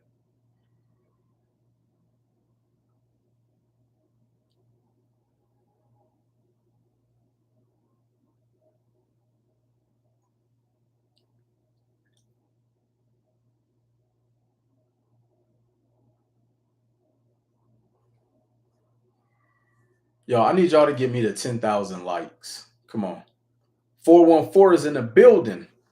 Jose, I live in Las Vegas. I live in Las Vegas.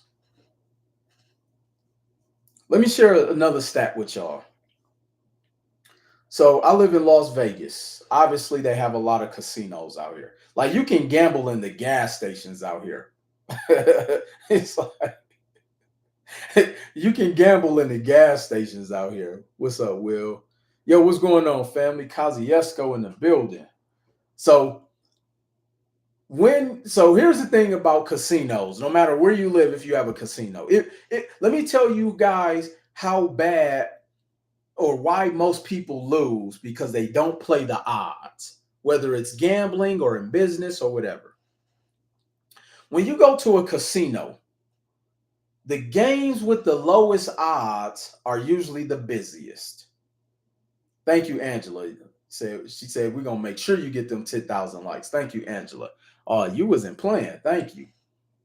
The games with the lowest odds are the busiest. The crap table, the roulette table, the blackjack table, the Texas Hold'em table, all of the games with the lowest odds are the busiest. Do you use business credit for the down payment? Yes, I only use business credit. Tap to 10K. Thank y'all. Thank y'all for getting me to 10K. Thank y'all for getting me to 10K. So the games with the lowest odds are the busiest. Now, do you all want to know the game with the highest odds in the casino? Baccarat. Baccarat has the highest odds in the casino. Now, here's something that blows my mind. That game is usually the emptiest. Now, here's something that also blows my mind. Typically, most of the people who are playing Baccarat are usually people who are affluent, meaning they usually have money. Why? Because they understand they have a 50-50 chance of winning. In Baccarat, there's only 2 spots you can play.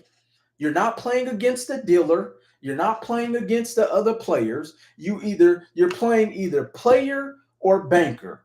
And depending on what the card lands on, you have a 50-50 chance of winning, which means you can have $100 and double your money on one play, and you have a 50% chance of winning.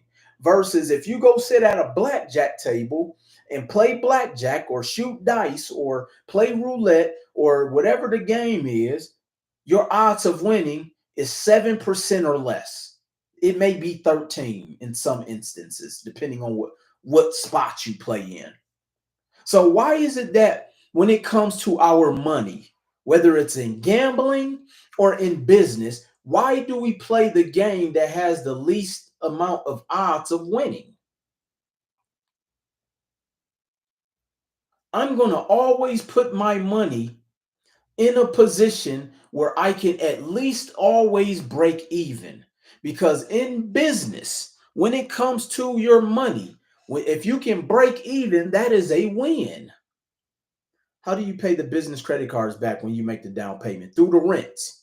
So I show people a formula that you only get into properties to where the rent can cover the credit card debt and the mortgage payment. I've actually calculated it down to the penny what the average purchase price should be. You never go over that dollar amount if the rent doesn't fall within a certain dollar amount. We got it down to the penny. This is what I teach. Jose said, damn, never thought about it like that. No, think about it. See, and this is why I tell people, this is why Amazon spends $73 billion on research and development. They play this game of statistics. This is why Facebook spends 35 billion with the B dollars on statistics. This is why Apple spends 27 billion dollars on statistics. This is why Microsoft spends 26 billion dollars on statistics. But yet we go and take our money and play the game with the worst odds. We go and start trucking companies with no experience. We go and open restaurants with no experience. We go and start tax franchises with no experience, no customers, no customer service skills. We don't know how to communicate via email. We got attitude problems. We got low emotional intelligence. We cuss people out. We say I wish a person would. We call ourselves the king and queen of petty. So we gamble with our, and then you gamble with your own money. You're going to go start that business with money that you have to take from your bank account, and you are putting your family in harm's risk and in financial ruin, and wonder why the divorce rate is 50% when it comes to finances, because you are putting yourself in financial harm's way because you don't know enough to even ensure that that business can stay afloat.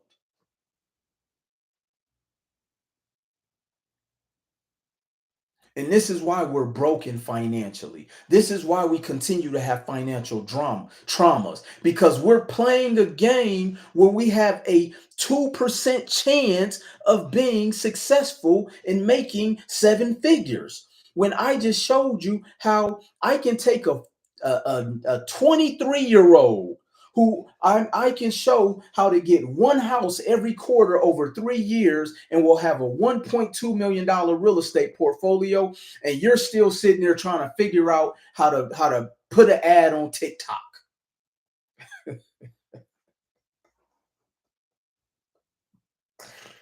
You're sitting there thinking about, should you post that TikTok ad? Meanwhile, I got 23-year-olds who's on their fifth property.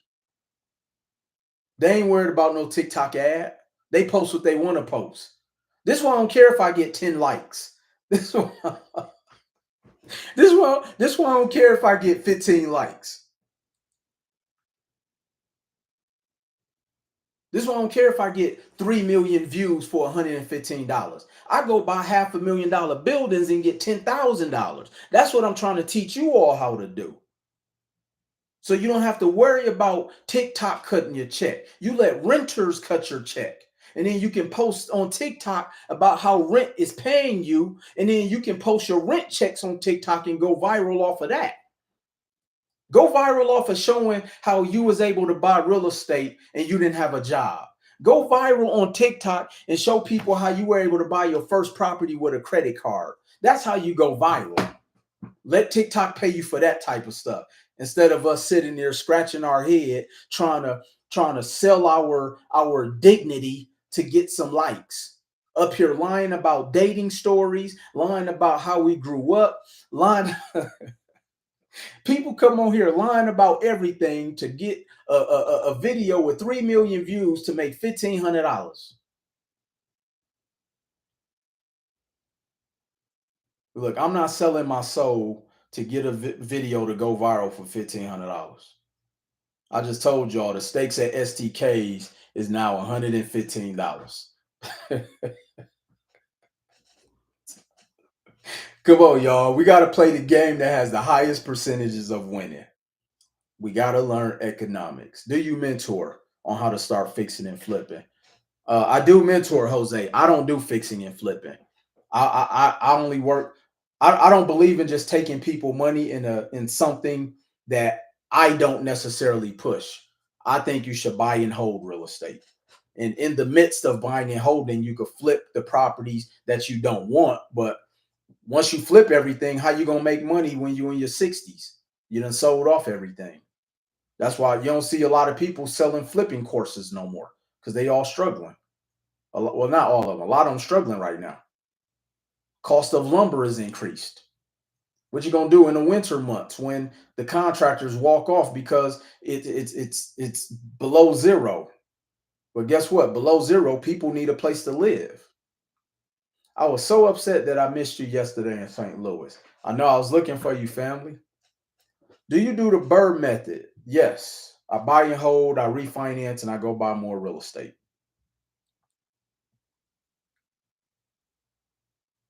And I do it all using the bank's money. You're in Vegas, right? I will be there in February. Yes, Angela. Been in Vegas for 19 years. Showtime. I need a mentor for that. See the link in the bio. We got you, Showtime 97. I graduated high school in 97. Sheesh. Located in Michigan, 745 credit score. I got a whole team in Michigan. And if you got a 745 credit score, I can get you 100,000 in the next 2-3 weeks. You could be buying your property before the month is out, but you got to be serious. This is what I do, ladies and gentlemen. So click the link in my bio. I have the team reach out, do a discovery call because we interview everybody. Will Roundtree does not work with everybody. Peter said, I'm in Florida. I have a 785. Peter, come on, you better come get this money before the banks change things up. What does the credit score need to be to purchase a property? You can, Angela, you can purchase a property with a 620 credit score, but you got to have the 700 so we can help you get the bank money or go get a credit partner. I show people how to use a credit partner. Let me know what to do. Peter, click the link in the bio so my team can book a discovery call with you. We interview people. We work with people who want to work, who have integrity. We don't want to work with people who just want to get some funding just so they can go buy a handbag and some Jordans. We're like, no, we want to work with people who operate with integrity. I probably turn down more money. I have a 600 credit score. Sammy, all right, let's get that score up. We show you how to increase that score. We can either point you in a direction, you can either have my team do it, or we give you the tools to do it yourself. So either we can say, hey, you can go here to go in and get it done. You can come to us, or you can do it yourself. We give you option. I tell people you don't ever have to work with us, ever. Matter of fact, you can go to Chat GPT and they can tell you everything you got to do to fix your credit. We show people that. Do not waste time. Absolutely, Peter. I tell people, the time that you sit trying to figure out stuff, you've already wasted time. Can I use my sister? She have a 750. Absolutely, Sammy. Let me tell y'all how we do this. Write this in the chat. We show people how to set up what's called a credit partner.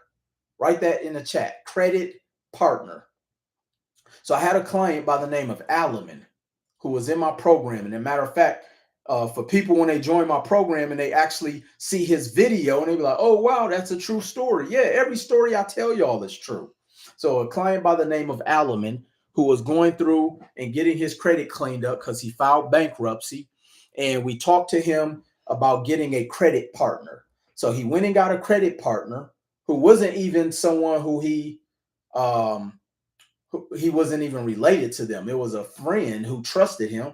Just signed up for the one-on-one strategy call. Let's go, showtime. All right. So helped Alaman set up the credit partner. We helped them set up the legal entity side. So both parties were protected. So while Alaman was getting his credit repaired in bankruptcy because of a bankruptcy, we helped his credit partner get $113,000 of funding. We found Alaman a property that was like $70,000.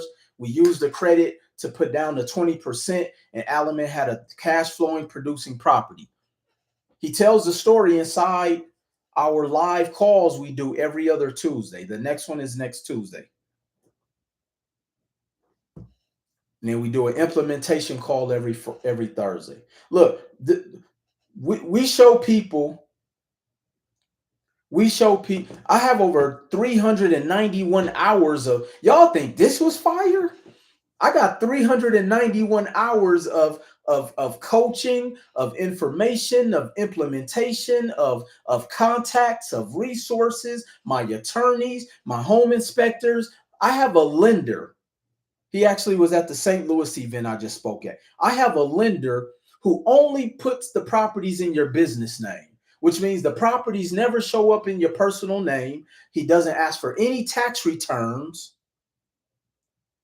This is what we show people. Yeah, shout out to Jeff. Our calls are every Tuesday at 6 p.m. Pacific, 9 p.m. Eastern. If you miss the call, they're recorded, so they're uploaded every week. And then on Thursdays, every Thursday, we have an implementation call, which is at 5 p.m. Pacific, 8 p.m. Eastern. And if you miss it, it's uploaded.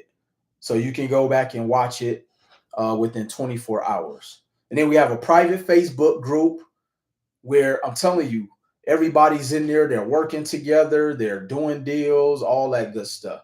We show people how to get the funding. Like, I've been doing this for 10 years. I just started coming more active on TikTok because I'm saying goodbye to Instagram. Instagram will no longer get my lives. So y'all stuck with me on here, TikTok. TikTok, y'all are stuck with Will. I'm gonna start going live only on TikTok and on YouTube. All right. My brother put me on his credit, and now I have a 757. The only thing I don't have is any cash flow right now. I'm on a fixed income. Well, let's get you set up. Let's get you set up. What's the Facebook page? REI 90, but it's a private group. You have to be in the REI 90 community to be in the private Facebook group. Well, praise God. I'm glad you're here. Thank you, Angela. Thank you, Angela. So hopefully you guys enjoyed this live. Drop me some comments in my DMs and let me know other topics you want me to discuss, whether it's about business, whether it's about cash flow, whether it's about real estate, whether it's about credit. Like, y'all go research me. I've been in this credit game for over 10 years, like certified. Like, I didn't just pop up after the pandemic. Like, I've been doing this. I have one of the most sold books on credit called Credit is King, which is probably one of the most sold books on credit. And I also do have an audio version on that as well too. REI 90, best real estate program ever created. Thank you. Thank you.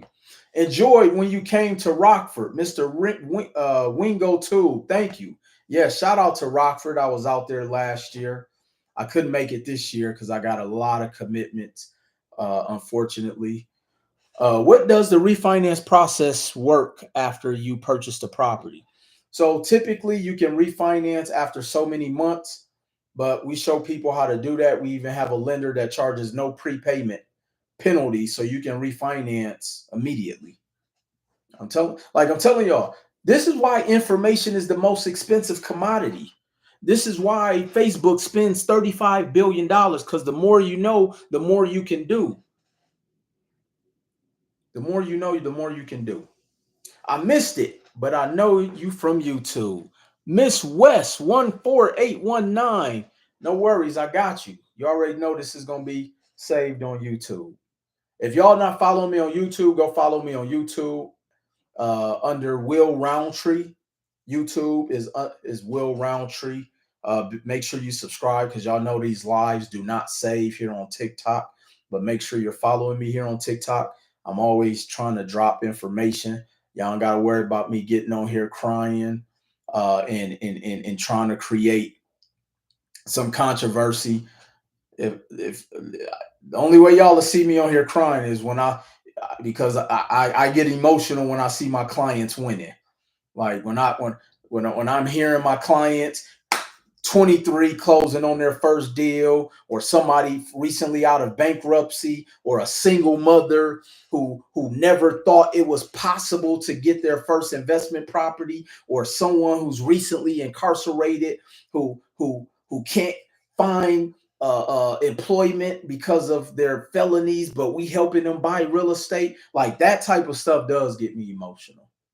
But I'm not coming on here talking about because I got stood up at a date. Y'all don't gotta worry about them type of videos. All right. How do I sign up for a one-on-one call? Send me a DM, and my team. I think Kristen, one of my advisors, is actually on here.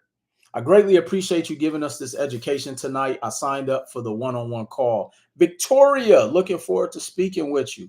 I think you can go back and read all your comments. Thank you, Angela. I'll be trying to catch the comments.